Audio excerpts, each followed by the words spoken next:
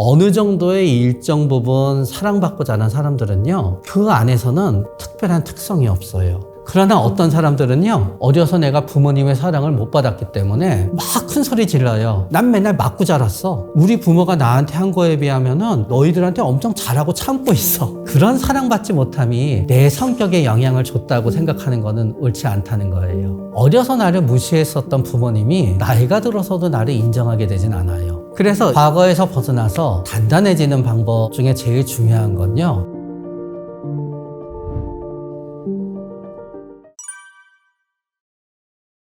성격을 갖다 어느 하나로 딱 규정하려고 그래요. 이 사람은 착한 사람, 이 사람은 조용한 사람. 그런데 성격은 5가지 정도의 독립변수로 이루어져요. 그래서 첫 번째는 뭐냐, 외향성이냐 내향성이냐예요. 단지 사람을 많이 만나냐 안 만나느냐가 아니에요. 예를 들어서 여기에서의 외향적인 사람은 출세하는 데 관심이 있을 수도 있고, 외부에 물건을 사는 데 관심이 있을 수도 있고, 결국 그 사람의 삶의 초점이 외부에 있다는 거예요. 반대로 내향적인 사람은 삶의 초점이 나 자신한테 있다는 거예요. 두 번째 요소는 신경증성이에요. 신경증성이 높은 분들은요, 불안하고 슬프고 짜증나고 감정 동요가 많아요. 없는 사람은 그게 좀 없어요. 그 다음은 이제 성실성이에요. 성실성이 높은 분들은 한번 정하면은 바꾸지 않고 끝까지 가려고 그래요. 성실성이 낮은 분들은 중간에 그만두는 일들이 많지요. 그 다음은 친화성이에요. 친화성이 높은 사람은 사람들이랑 친하게 지내요. 친화성이 낮은 사람들은 그렇게 친하게 지내지 않고 멀리 떨어져 있는 게 편해요. 마지막은 뭔가 하면 개방성이에요. 개방성이 높은 사람들은요, 호기심도 많고 이상한 사람 봐도 잘 이해해요. 그러나 개방성이 낮은 분들은 잘 이해를 못해요. 자녀가 문신을 한다. 개방성이 높은 부모님들은 할 수 있구나 쪽으로 가요. 덜 야단쳐요. 개방성이 낮은 부모님들은 엄청 야단 많이 쳐요. 그런데 우리는 어떤 생각을 하게 되느냐, 어떤 사람이 끈기가 있어서 성실성이 높아요. 당연히 사람들하고도 잘 지낼 것 같지요? 아닌 거예요. 사람들하고는 굉장히 못 지낼 수도 있는 거예요. 그래서 이럴 수도 있는 거지요. 사람들을 좋아하면 우리는 다 긍정적일 것 같지요? 사람들하고 있는 거를 좋아하지만 부정적인 사람도 있을 수 있는 거예요. 신경증성이어서. 그럼 그 사람들은 사람들만 만나면은 안 좋은 얘기를 하겠지요. 그래서 이게 다 독립변수라는 거예요. 그러다가 보니까 이런 경우도 생겨요. 착한 사람 컴플렉스라고 하잖아요. 굉장히 신경증성이 높아서 겁이 나서 사람들이 해달라는 대로 해요. 착해 보이지만 그 사람은 짜증내겠지요, 속으로. 그런 식으로 성격이라고 하는 게 단일 요소가 아니라 독립적인 요소에 의해서 움직이게 된다는 게 이 책의 중요한 점이에요. 그리고 성격의 탄생의 제일 좋은 점은요, 제일 뒤에 보시잖아요. 빅5 성격이라고 그러거든요. 어느 성격에 해당되는지 알아볼 수 있는 간단한 검사표가 있어요. 그게 좋은 점이에요.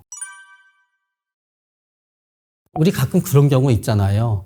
유명한 사기꾼이나 그런 사람 나왔는데 어렸을 때 너무 가난하고 힘들게 자랐기 때문에 궁핍한 마음을 극복하지 못하다가 보니까 욕심을 내서 사기를 쳤다 그래요. 근데 어떤 사람이 어렸을 때 되게 좋은 부모님께서 풍족하게 자랐는데 범죄자가 됐어요. 너무 오냐오냐 해서 규율이 없었기 때문에 이렇게 되어버렸다고. 결국은 코에 걸면 코걸이, 귀에 걸면 귀걸이에요. 어떤 분이 살인을 저질렀어요. 그러면 우리는 생각해요. 살인자의 부모는 진짜 이상한 사람일 거야. 엄청나게 이상한 환경에서 자랄 거야. 자녀가 살인을 저지르고 괴로워서 오신 분들을 몇 분 봤어요. 그 부모님들 굉장히 좋은 사람이었어요. 자녀를 학대한 적도 없는 분들이었어요. 어느 정도의 일정 부분 사랑받고 자란 사람들은요, 그 안에서는 특별한 특성이 없어요. 지독한 학대는 우리한테 평생 영향을 미쳐요.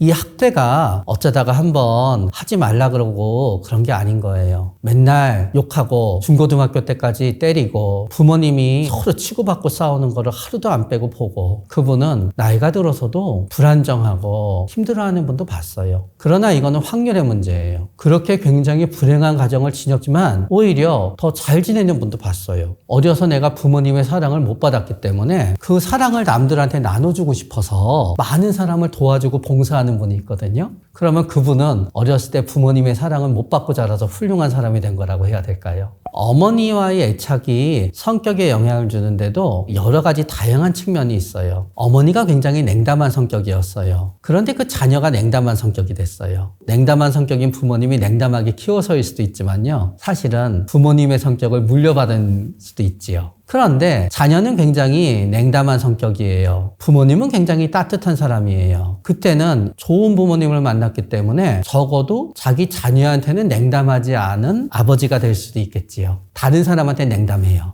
또 이럴 수도 있는 거죠. 좋은 부모님을 만나지 않았더라면 너무 냉담하고 화가 나면은 누구를 때렸을지도 몰라요. 그러나 큰 소리까지는 지르지만 때리지는 않게 되었을 수도 있지요. 애착이 주는 영향은요, 그 부모가 현재에도 존재한다는 데 있어요. 어렸을 때 자녀한테 애착 형성이 잘 돼 있는 부모님들은요, 자녀가 40살이 되고 부모가 70살이 될 때도 애착 형성이 계속 이어져요. 그렇기 때문에 자녀가 힘들 때는 부모님을 찾아가서 위로받을 수 있지요. 그런데 어렸을 때 냉담하게 맨날 야단치고 그랬던 부모예요. 내가 문제가 발생했어요. 40인 자녀한테 70인 부모가 너 어렸을 때부터 그래서 문제지? 하고 여전히 냉담하게 굴어요. 그럼 이 사람의 행동은 더 과격해지겠지요.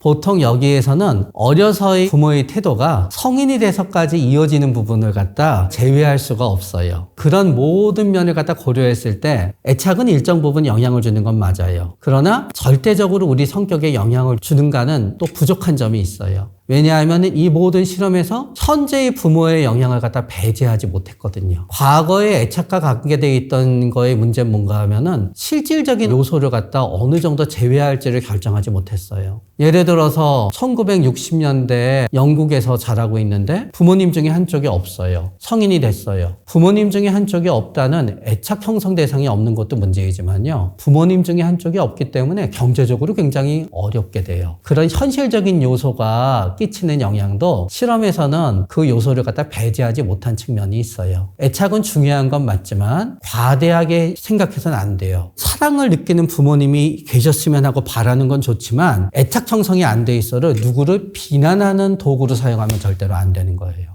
내 남자친구나 여자친구는 진짜 따뜻하고 좋은 사람이에요. 나하고 사귀는 동안 5년 내내 그랬어요. 그러나 우리 부모님은 내 남자친구, 여자친구에 대해서 어려서 부모님이 이혼해서 친척들 손에 컸잖아. 애착 형성이 안 돼 있어서 문제가 많을 거야. 결혼하면 안 돼. 하는 부모님의 태도 역시 옳지 않다는 거예요. 좋은 애착은 평생 동안 좋은 자산이 되는 건 맞지만 누군가한테 사랑받지 못한 사람, 애착 형성이 안 된 사람이라 그래서 규정을 갖다 하고 나의 행동을 합리화하는 도구로 하면 안 돼요. 그거는 불행한 과거를 가졌던 분한테 진짜 잔인한 일이에요. 사랑받지 못함의 정도에 따라 달라요. 만약에 우리 부모의 사랑하지 않음이 아동학대였다면 나는 지금도 그때 생각이 나고 작은 일에도 놀라고 불안해할 수 있다고 생각이 돼요. 그러나 우리 부모님은 나한테 한 번도 욕을 하거나 큰 소리를 지른 적이 없어요. 그리고 우리 부모님은 당연히 나를 때린 적도 없어요. 그런데 내가 부모님이 싫은 짓만 했어요. 그러다가 보니까 우리 부모님은 나만 보면 한숨을 쉬었어요. 그런 사랑받지 못함이 내 성격에 영향을 줬다고 생각하는 거는 옳지 않다는 거예요. 그거는 오히려 내가 우리 부모님의 태도를 만든 거지요.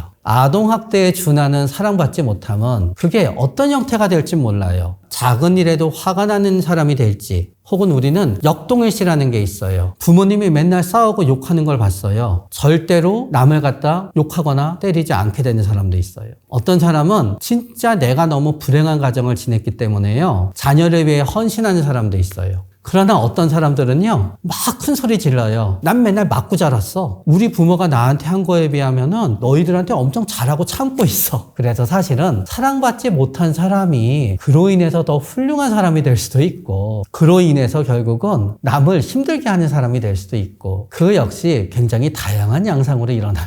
50% 정도는 타고난 면이 있다고 생각이 돼요. 나이가 들면서 일정 부분에 있어서는 바뀌게 되는 부분도 있는 건 사실이에요. 그러나 큰 틀에서는 절반 정도는 타고 태어난 성격이 유지된다고 봐요. 원래 성실성이 높던 분이었어요. 그런데 너무너무 스트레스 받고 힘들게 일하다가 우울증이 걸렸어요. 그러면 성실성이 훅 낮아져 버려요. 어떤 분은 친화성이 낮게 나왔어요. 그런데 이분은 주위 사람들한테 다 잘해주고 있어요. 왜 이렇게 친화성이 낮게 나왔어요? 그러면 얘기해요. 너무 남편이랑 사이가 나쁘다가 보니까 남편 생각하면서 하니까 나의 친화성은 0이 되어버린 거예요. 그런 식으로 조금 우리가 바뀌게 되는 점도 있는 건 사실이에요. 살면서의 환경도 일정 부분 영향을 줘요.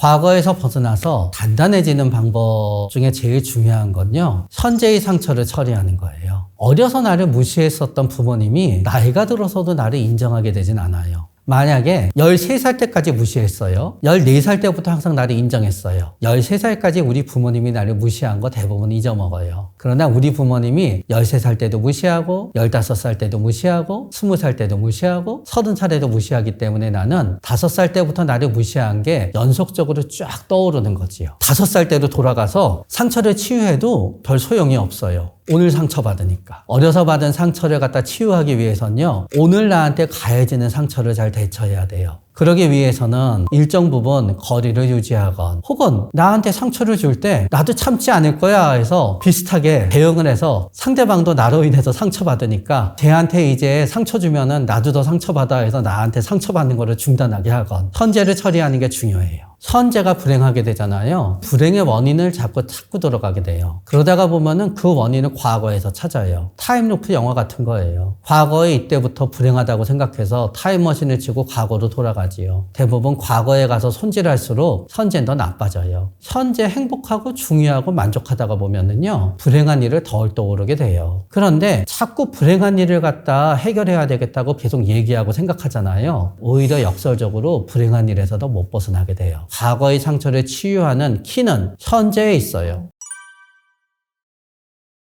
네, 이 저자분은 데이비드 네틀이란 분인데요. 이분의 주요 책은 4개밖에 없어요. 첫 번째 책은 이분이 아프리카의 어느 대학교에 초빙 교수로 간 적이 있으시대요. 그때 어떤 다른 한 분이랑 같이 없어져가는 아프리카 말들에 대해서 쓴 책이 있어요. 그런 다음에 또 한 거는 이 성격의 탄생이지요. 또 한 거는 행복의 심리학이라고도 나와 있고, 행복한 사람의 DNA는 어떻게 다른가도 나와 있는데요. 이 책의 연장선상이에요. 돈이 많고 출세하면 행복할 것 같지요? 신경증적 성향이 강하잖아요. 계속 불안해하고 행복하지가 않아요. 그 사람이 현재 갖고 있는 경제 형편이라 그런 것도 중요하지만 일정 부분 타고 태어난다는 거를 행복한 사람의 DNA는 다르다 해서 이제 나타나는 거예요. 옆에서 볼 때는 출세하고 잘 나가는데 내 스스로는 항상 불행하잖아요. 더 돈을 많이 가져야지 행복해지는 게 아니라요, 내 안에 있는 불안과 우울을 치료해야지 행복해지는 거예요. 또 한 거는 매드니스란 책이에요. 광기지요. 아마 제 생각에는 성격 요소 중에 개방성과 관계되어 있는 책인 것 같은데요. 그 책은 번역이 되어 있지 않아요. 그런데 짧은 책에 진짜 중요한 요소가 깔끔하게 잘 되어 있어요. 나는 왜 이럴까? 나는 어떤 사람일까? 고민하는 분한테 추천하고 싶어요. 호기심도 많고 외향적이면요, 겁이 없을 거라고 생각해요. 그런데 겁도 많으면서 하고 싶은 것도 많은 분이 있어요. 어떨 땐 겁이 많고 어떨 땐 겁이 없는 것 같거든요. 그럼 나는 어떤 사람일까 궁금하게 되거든요. 그런 분들이 보게 되시잖아요. 나 자신의 모순된 성격 요소를 다 나로 있는 그대로 받아들이게 된다는 그런 좋은 점이 있는 책이에요. 성격의 탄생을 리뷰해 드렸습니다. 나의 성격의 한계를 안다는 거는 내가 나의 노력으로 다른 사람이 되는 건 참 어렵구나 하는 점에 있어서는 나한테 실망감과 한계를 줄 수도 있습니다. 그러나 여러분들, 뭔가 나를 마음 아프게 하거나 남을 마음 아프게 하는 것에 100점이 필요하다고 생각하는 거예요. 99만 되더라도 고통은 안 생겨요. 나의 성격의 요소 중에 나한테 고통을 줄 수 있는 요소를 완전히 없애자는 게 아니에요. 그 영향은 100에서 99 정도로 낮추자는 거예요. 그 미세한 변화가 5가지 빅5에서 전부 일어나게 되잖아요. 나의 성격 자체는 그대로더라도요, 상처는 피해갈 수 있어요. 내 성격을 확 바꿔서 다른 사람이 되겠다 노력하면은요, 나의 상처와 고통을 반복하게 돼요. 그거는 비현실적인 일이기 때문에 그래요. 나의 성격 요소를 인정하고 조금씩 끝을 가다듬잖아요. 나의 불행을 줄이고 나의 행복을 늘릴 수 있어요.